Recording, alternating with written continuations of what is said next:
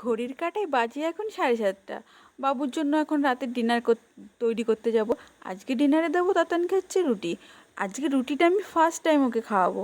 যেহেতু আজকে বৃষ্টি পড়েছে, ওয়েদারটা একটু ঠান্ডা ঠান্ডা, ভাবলাম একটু রুটি খাওয়ানো যাক। তো আমি আটাটা মেখে ঢেকে রেখে গেছিলাম আধ ঘন্টার মতো। তারপরে গেলাম রুটি বানাতে। এখানে দুটো লুচি করে নিয়েছি ছোট ছোট। এই দুটো রুটি ওর জন্য অনেক এনাফ। ও তো ছোটো মানুষ, ও কতটা খেতে পারবে, তার জন্য এই দুটো রুটিই করেছি। আর বাড়ি থেকে আজ আদার্স কেউ রুটি খাবো না, তার জন্য ওর জন্যই রুটিটা বানাচ্ছি। তো আমি এখানে দেখো রুটি বানিয়ে নিয়েছি। রুটি কিন্তু আমি তাতে অত গোল করতে পারি না। তো চলো রুটিগুলো ভেজে নেওয়া যাক। এখানে রুটি মানে গরম করা হয়ে গেছে, এবার একটু সেঁকে নেব। এখানে এই দুটো রুটি করেছিলাম, বাট একটা ফোলেনি, কী করা যাবে আর।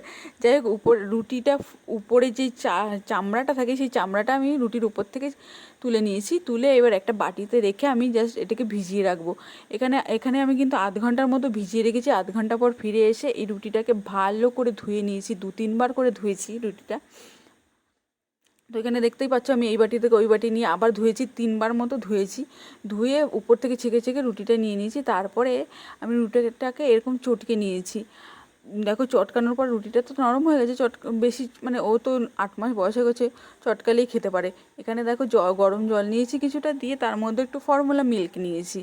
যেহেতু আমি যেইভাবে খাবার গুলাই আর কি, সেই ফর্মুলা মিল্কটা আমি ভালো করে গুলে নিয়ে ওর মধ্যে যেই রুটিটা চটকে রেখেছিলাম, তো সেটা এখন দিয়ে দেবো। সেটা দিয়ে ভালো করে মিক্স করব। জানি না কেমন খাবে, তো বেশি আজকে করিনি, প্রথম দিন যেহেতু দিচ্ছি। তো চলো দেখা যাক কি করে ও, প্রথম দিন রুটিটা কেমন খায় কি না খায়। তো এখানে নিয়ে চলে এসেছি ডাইনিং টেবিলে। তো চলো ও খেয়ে নিক, তোমাদের সাথে আবার দেখা হবে নেক্সট মিনি ব্লগে। টাটা।